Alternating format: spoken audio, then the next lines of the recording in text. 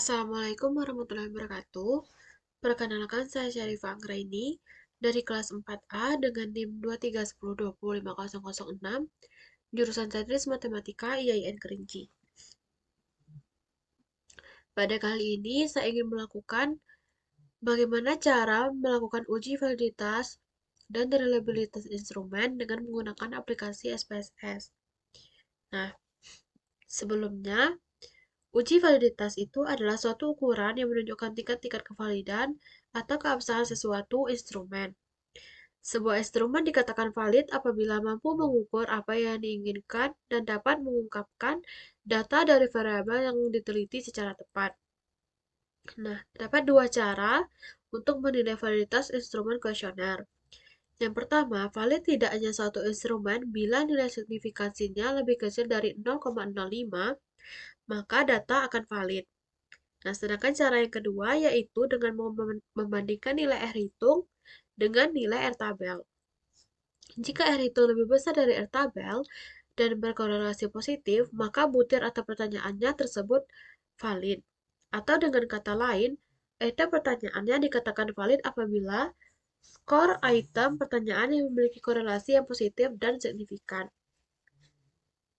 Nah, sedangkan reliabilitas digunakan untuk menguji keandalan suatu instrumen penelitian. Suatu kuesioner dikatakan andal jika jawaban seseorang terhadap pertanyaan adalah konsisten atau stabil dari waktu ke waktu. Pengujian statistik Cronbach alpha, instrumen dikatakan reliable untuk mengukur variabel bila nilai alpha lebih besar dari 0,6. Nah, apa saja yang perlu kita siapkan untuk melakukan uji validitas dan reliabilitas? Yang pertama, kita perlu menyiapkan hasil analisis jawaban kuesioner yang kita berikan kepada responden. Contohnya dapat dilihat pada tabel berikut seperti ini.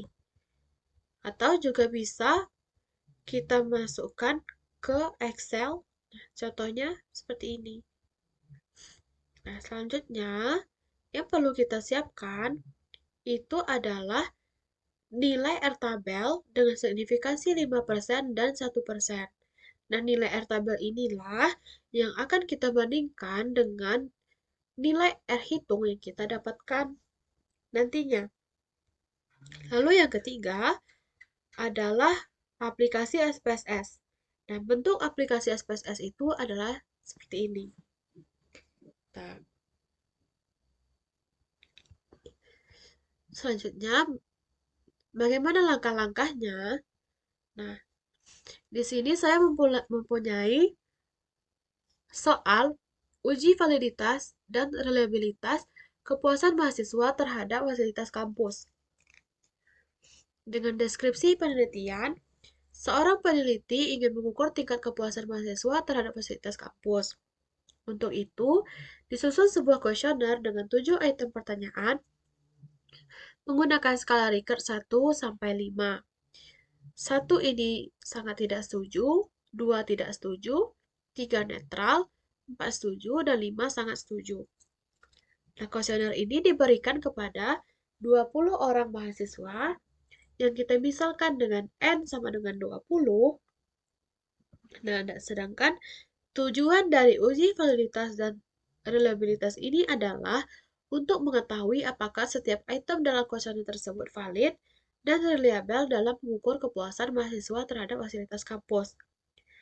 Adapun data jawaban responden dapat dilihat pada tabel di bawah ini. Nah, tabel ini merupakan hasil peskoran dari kuesioner yang diberikan kepada responden. Terdapat 20 responden dan ini merupakan hasil peskoran dari 7 item tersebut. Yang kolom terakhir ini merupakan skor total dari masing-masing responden. Nah, selanjutnya kita masuk ke aplikasi SPSS. Nah, pertama, pada variable view di bagian pojok kiri bawah variable view, Yang ini, pada bagian name, ini kita tuliskan item 1 ke bawah sampai item 7. Ini item 1.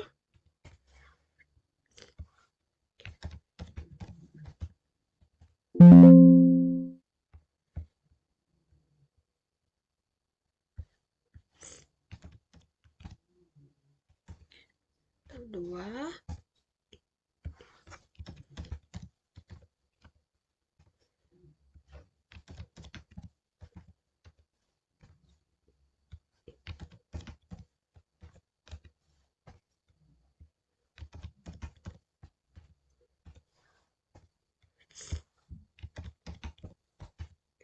Nah,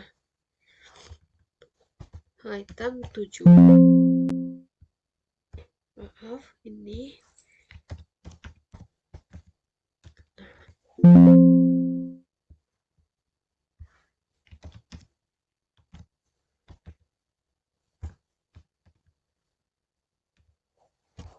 Nah, dan pada baris ke-8 itu kita isi dengan skor total.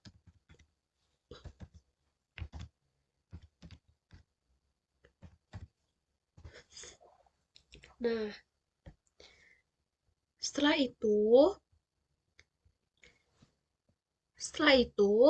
pada bagian desimal ubah semuanya menjadi angka 0. Ini 0. 0.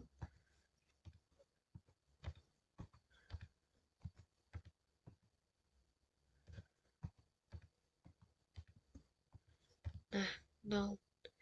Nah, sedangkan untuk bagian measure yang ini ubah menjadi scale.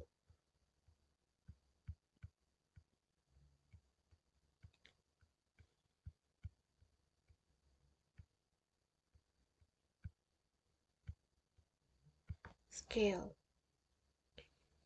Dan untuk yang lainnya itu kita abaikan saja.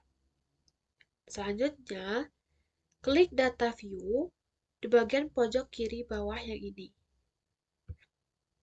Nah, di bagian data view ini sudah terdapat judul kolomnya item 1 sampai 7 dan skor total.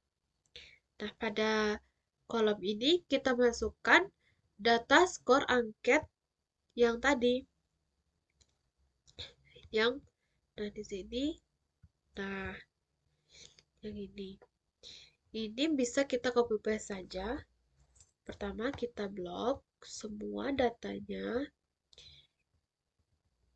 Setelah itu Ctrl C. Masuk ke SPSS. Nah, di sini tekan Ctrl V.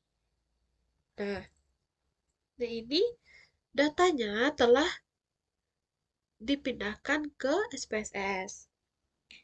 Selanjutnya, kita pilih menu Analyze pada bagian atas. Analyze. Kemudian pilih sub menu Correlate. Lalu pilih Bivariate. Nah, di sini kemudian muncul kotak baru dari kotak dialog Bivariate Correlation. Nah, masukkan semua variabel yang ini ke kotak variables. Nah, yang ini kita tekan Ctrl A. Nah, setelah ini kan semuanya udah terblok. Lalu kita tekan tanda panah yang ini.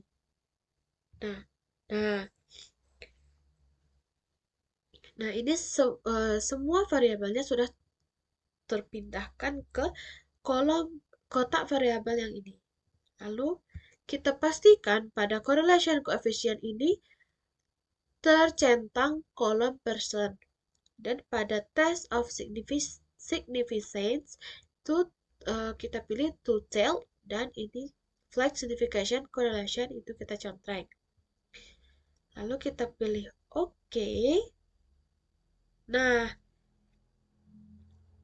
selanjutnya ini muncul output hasilnya.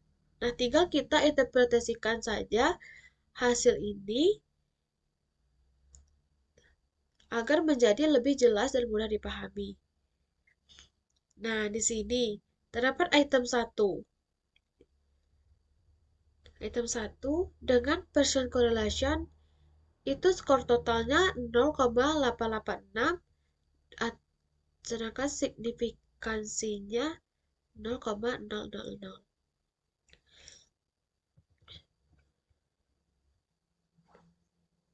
Nah, baik, selanjutnya kita akan menganalisis apakah item soal misalnya item soal pada nomor 1 ini apakah valid atau tidak. Nah, berdasarkan output correlation diketahui nilai R hitung itu dengan skor total 0,886. Langkah selanjutnya adalah mencari nilai R tabel untuk N sama dengan 20 pada signifikansi 5%. Nah, kita lihat R tabel, nah yang ini. R tabel yaitu signifikansi 5% dengan N20. Nah, untuk yang N20 yang ini, itu ditemukan nilai R tabelnya sebesar 0,444. Nah, 0,444. Nilai R tabel 0,44 ini kita bandingkan nilai R hitung yang kita dapatkan tadi. Nah, nilai R hitung itu kan 0,886. 0,886 itu lebih besar dari 0,444 dari R tabel yang tadi. Maka, sebagaimana dasar pengambilan keputusan dalam uji validitas, dapat disimpulkan bahwa item 1 ini adalah valid. Nah, kita ingin melihat kembali apakah item soal nomor 1 ini valid atau tidak berdasarkan output correlation dengan membandingkan nilai signifikasinya yang ini. Nah, di sini nilai signifikasinya yaitu 0,000. 0,00 ini lebih kecil dari 0,05. Nah, maka dapat disimpulkan juga bahwa item 1 ini adalah valid. Karena item soal nomor 1 dinyatakan valid, maka item soal tersebut dapat dijadikan sebagai alat pengumpul data yang akurat dalam sebuah penelitian. Begitu juga dengan nomor 2. Nah, nomor 2 ini kita dapat lihat nilainya 0,840. Nomor 3, item 3 itu 0,809, item 4 0,720, item 5 0,774, item 6 0,526, item 7 0,499. Nah, semua hasil skor total dari item 1 sampai item 7 ini, skornya semuanya lebih besar dari nilai R tabel yang tadi, yaitu nilai R tabelnya 0,444. Nah, karena nilai R hitung itu lebih besar daripada R tabel, maka item 1 sampai 7 ini merupakan valid dan dapat kita gunakan sebagai alat pengumpulan data yang akurat. Begitu juga dengan signifikansinya. Signifikansinya ini 0,00, 0,000 dan semuanya 0,000. Di sini pada item nomor 6 itu 0,017 dan item pada nomor 7 0,025. Nah, semua nilai ini itu nilainya lebih kecil dari 0,05. Dengan begitu juga disebut item 1 sampai item 7 itu valid. Maka dapat kita gunakan untuk sebagai alat pengumpul data yang akurat dalam sebuah penelitian. Lalu, nah, jika misalkan terdapat beberapa item soal dalam angket yang tidak valid, maka apa yang harus kita lakukan? Nah, perlu diperhatikan bahwa jika setelah dilakukan validitas ini terdapat item soal yang tidak valid, maka ada beberapa solusi yang dapat dilakukan. Yaitu yang pertama, kita harus mengulang dan mengganti dengan soal yang lain. Yang kedua, mengulang angket dan dibagikan kepada responden lagi tanpa harus diganti soalnya. Yang ketiga, tidak mengubah soal dan tidak membagikan ulang angket kepada responden, namun item angket yang tidak valid tersebut di drop out atau dengan catatan item yang valid masih dapat digunakan untuk sebagai variabel yang diteliti dan tidak ikut dihitung dengan dalam pengujian berikutnya atau uji reliabilitas. Nah, lalu selanjutnya kita ingin melakukan uji reliabilitas. Nah, untuk melakukan uji reliabilitas itu kita masuk ke data view yang ini. Kita masih menggunakan data yang sama. Caranya kita pilih menu analyze pada bagian atas sama dengan validitas tadi, tetapi pada menu analyze ini kita pilih bagian scale. Dan setelah itu kita pilih reliability analysis. Nah, yang ini kita pindahkan, tetapi sama tekan Ctrl A, tapi skor total ini tidak. Oops, maaf.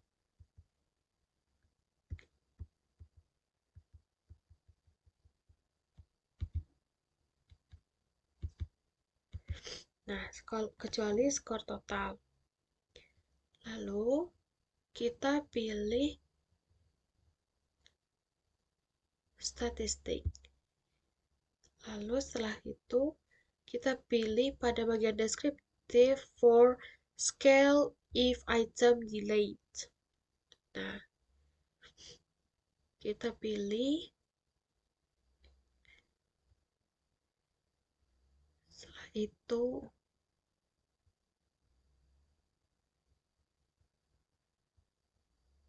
continue dan kita pastikan pada model ini alpha dan klik OK. Nah, di sini muncul output dari hasil reliability statistik. Nah, di sini dapat kita lihat pada kolom Cronbach alpha. Perlu diingat tadi di awal telah saya katakan pengujian statistik Cronbach alpha instrumen dikatakan reliable untuk mengukur variabel bila nilai alpha lebih besar dari 0,6. Nah, di sini kita dapatkan nilai Cronbach alpha-nya yaitu 0,850. 0,850 ini lebih besar dari 0,6. Maka kesimpulannya